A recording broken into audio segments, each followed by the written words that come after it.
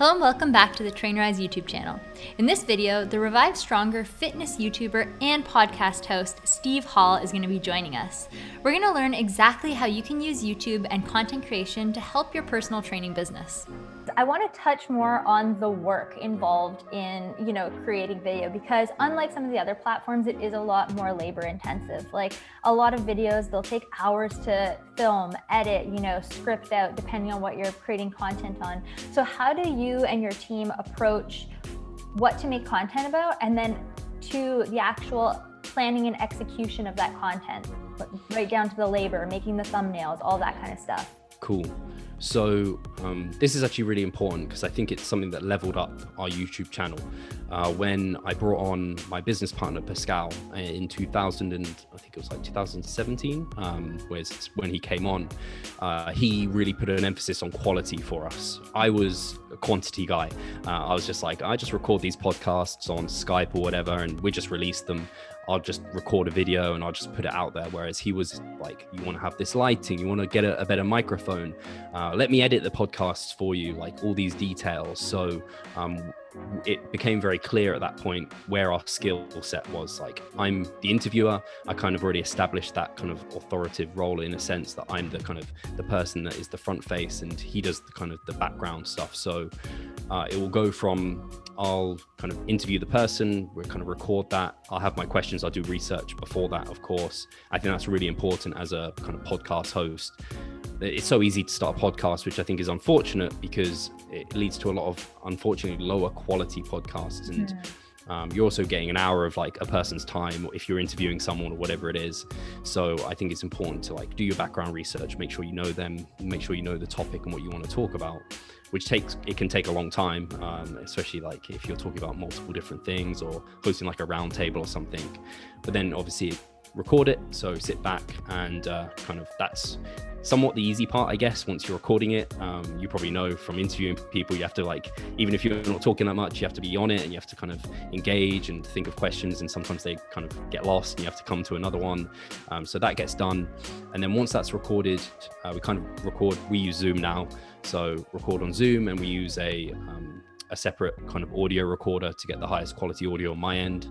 Unfortunately, you can't always get your guests' audio, but when we are interacting with even the guests now, I never used to do this. I will send them an email ahead of time, just kind of giving them expectations. Like if you can have like a quiet background, if you can kind of use a microphone if you've got one, or at least kind of have headphones in and not be like outside on a busy street so I can't hear you, or and try and have a good internet connection, kind of those things where they're kind of no-brainers in a sense, but sometimes the person's just like, I don't know, they want to do it in their car, or they're not thinking about it because they're not a podcast host. Whereas those are things that if you can get them in line, it's just those things that will level up your quality, which is only going to help you stand out as a kind of provider of that on that platform.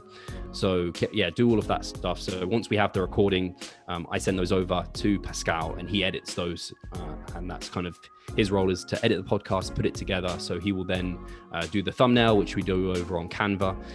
Canva's like super helpful for those sort of things. So he'll put it all together. He'll put it onto the YouTube channel, over onto Facebook. He'll put it over onto the website, and also create a little thumbnail with like a 1-minute teaser. And I will post that over on Instagram once kind of it's coming out. And then actually, weirdly enough, this is probably the easiest part, but weirdly enough, my girlfriend's taken up the role of, she'll take the download and put it over onto SoundCloud, and then SoundCloud put it on to all the different podcast providers. For some reason that she wants to keep doing that. We could easily get like one of me or Pascal could do that, but she likes to do that. So yeah, otherwise I was doing all of that before, or trying to, and I was failing because there's a lot that goes into that. So it's not just the 1 hour recording, there's all the kind of front end work you have to do for that person. And then obviously all that background work. If you want to have a good quality audio, like all of that sort of thing, you want to probably edit it, put it together nicely, and then have the thumbnail, have all the good information there, have the timestamps, all this stuff that can go easily amiss, but they're small details that if you don't have timestamps on a video that's an hour long, that's like a Q&A, it's really going to set you back, because people will just click off, because it's like, well, I'm not going to wait around to hope a question that I'm interested in gets asked. So yeah, that's essentially how, at least for the YouTube interviews and the podcast goes. Absolutely.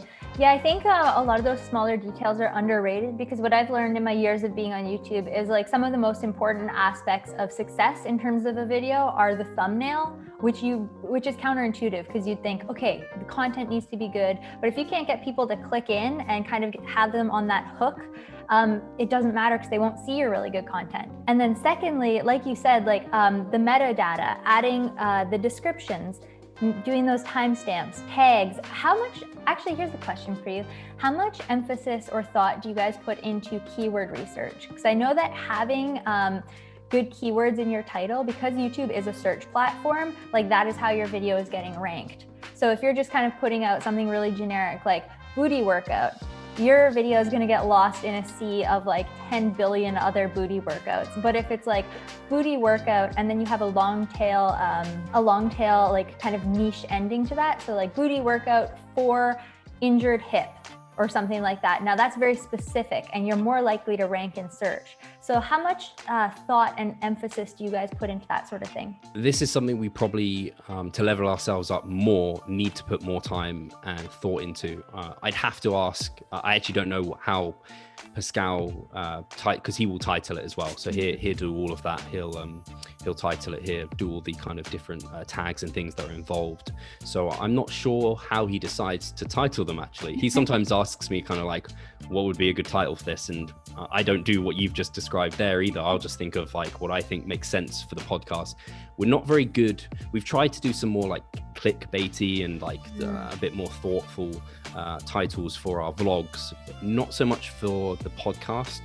I think part of that puts us off for the podcast is because it's like a evidence-based, like sciencey kind of podcast. People, I think, probably don't want to be kind of missold with, not that you have to missell with the titles you're talking about.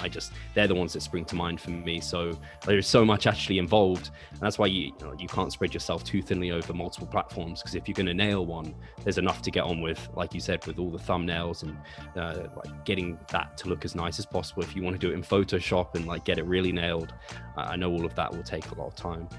Totally. But it is good that I think you've strategically chosen two platforms that integrate really well, like doing a podcast and then having that content do double duty on YouTube as well. You have double the reach. You have different types of viewership, because the person who's, listening on the go is a different audience than somebody who's like sitting down. They're like, oh, I want something to watch right now. So you're really kind of like hitting multiple areas. So I think that's very smart. Whereas like, I feel like TikTok is completely different than a podcast. Like those viewerships are not integrated very well. Yeah, no, for sure. It's definitely a unique thing, and it's something I would like to spend more time on. And it's potentially something we'd have to outsource, is someone to help us with like the analytics. And again, when you are like, I'm a personal trainer. My expertise is actually not YouTube. It's not all these other factors. But you have to kind of become an expert and wear multiple hats when you are kind of self-employed in that sense. So, but as we grow the team, we can kind of, other people can help us more. Like I don't do the emails, for example. We have like an email list. Someone on the team does that. So as we grow, hopefully we'll have more resources to put towards such things. Absolutely. So finally, do you have any other words of wisdom for trainers who are thinking of getting in YouTube or even maybe the podcasting space? Cool. So yeah, I think the biggest thing probably as health and fitness professionals, everyone knows this, but for me, it's really, really sung true towards kind of any success on these channels is consistently putting out content. Because I will see people talk about being consistent, and it's one thing talking about it, there's another thing doing it. And like, for example, on the podcast, which has been going years, like we have put out a podcast episode every single week and we haven't missed a week. And I'm not saying that that's kind of the answer is like you have to improve, but through doing it consistently, you do improve, because that experience that you get, that exposure that you get, just inevitably you have to level up as you're going through. So I would say like the biggest thing for me is make sure people are consistent, but commit to something that you can be consistent with. And then as you kind of develop, you'll probably level things up as you go, and don't expect to be amazing from day one, and just give yourself time and be patient with it as well. Absolutely. And another thing like to note with consistency is like a lot of the algorithms decide how well you do. And a platform like YouTube has a harder time recommending your content if it knows that you're not consistent. And so if you want to make the most of like those algorithm boosts, it's definitely showing up every week at the same time so that the algorithm can place you more easily. Also, if you're new to training online, you can actually start your own 30-day trial of Trainerize for free by clicking on the link in the description. Thanks for watching, and we will see you in the next video.